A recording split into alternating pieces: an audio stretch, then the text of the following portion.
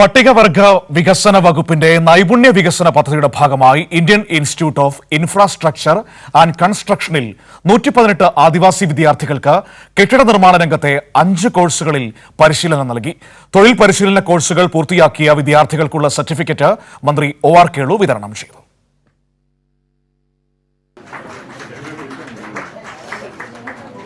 Bineesh Balan, Kanchiyappan L, Manikandan S, Nikhil K, Anand Krishna, Alanraj R. ഞാനൊരു പട്ടികവർഗ വിഭാഗത്തിൽ നിന്ന് വരുന്ന ഒരാളാണ്. സമൂഹത്തിൽ ഈ പിന്നോട്ട് നിൽക്കുന്ന ഒരവസ്ഥയിലുണ്ടായിരുന്നവർക്ക് മുന്നോട്ട് വരാൻ വേണ്ടിയിട്ട് ഗവൺമെൻറ്റും കോളേജും കൂടെ നടത്തിയ ഒരു പ്രോഗ്രാം വളരെ ഉപകാരപ്രദമായിരുന്നു.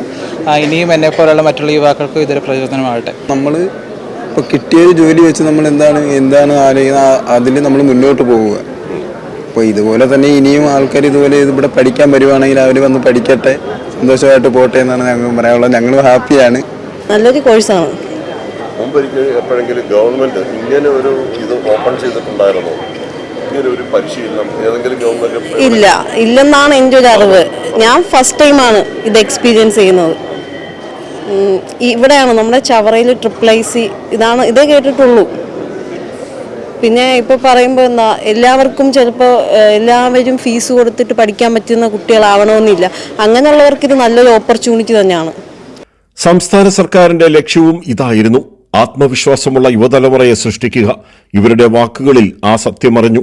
സംസ്ഥാന പട്ടികവർഗ വകുപ്പ് ആദിവാസികൾക്ക് ഇതാദ്യമായി രാജ്യത്ത് കെട്ടിട നിർമ്മാണ മേഖലയിൽ 5 കോഴ്സുകളിൽ പരിശീലനം നൽകി. ഇതിനായി സംസ്ഥാന പട്ടികജാതി പട്ടികവർഗ വകുപ്പ് 1,29,25,600 രൂപ അനുവദിച്ചു. Assistant electrician, excavator operation, plumber general, advance diploma in GIS, construction laboratory and field technician എന്നിവയായിരുന്നു കോഴ്സുകൾ. പട്ടികവർഗ വികസന വകുപ്പ് ചവറ IIIC വഴി നടത്തിയ കോഴ്സ് പൂർത്തിയാക്കിയ 92 പേർക്ക് മന്ത്രി ഒ.ആർ. കേളു സർട്ടിഫിക്കറ്റ് വിതരണം ചെയ്തു. രാജ്യത്തും 800-ലധികം SC/ST കുട്ടികളെ നമ്മൾ ഗവൺമെന്റ് വിട്ടിരിക്കുകയാണ്. ലോകത്തിലെ ഏറ്റവും ഉന്നതമായിട്ടുള്ള യൂണിവേഴ്സിറ്റികളിലേക്ക് നമ്മൾ കുട്ടികളെ അയച്ച് അവിടെ പഠിച്ച് അവിടെ തന്നെ പ്ലേസ്മെന്റ് കിട്ടുക.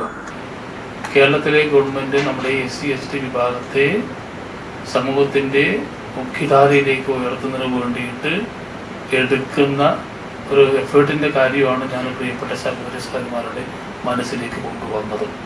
800-ലധികം പട്ടികജാതി പട്ടികവർഗ വിഭാഗത്തിലെ വിദ്യാർത്ഥികൾക്ക് വിദേശത്ത് ഉന്നത വിദ്യാഭ്യാസത്തിന് സർക്കാർ അവസരമൊരുക്കി. ഒരു വിദ്യാർത്ഥിക്ക് 25 ലക്ഷം രൂപ വീതം അനുവദിച്ചു. തൊഴിൽ നൈപുണ്യവും വിദേശഭാഷകളിൽ പ്രാവീണ്യവും ഉറപ്പാക്കാനുള്ള പദ്ധതികളും നടപ്പാക്കി. പട്ടികവർഗ വിഭാഗം വിദ്യാർത്ഥികൾക്ക് സിവിൽ സർവീസ് പരീക്ഷാ പരിശീലനവും നൽകി. MBBS പഠനത്തിന് 37 ലക്ഷം രൂപ വരെ അനുവദിക്കുന്നു.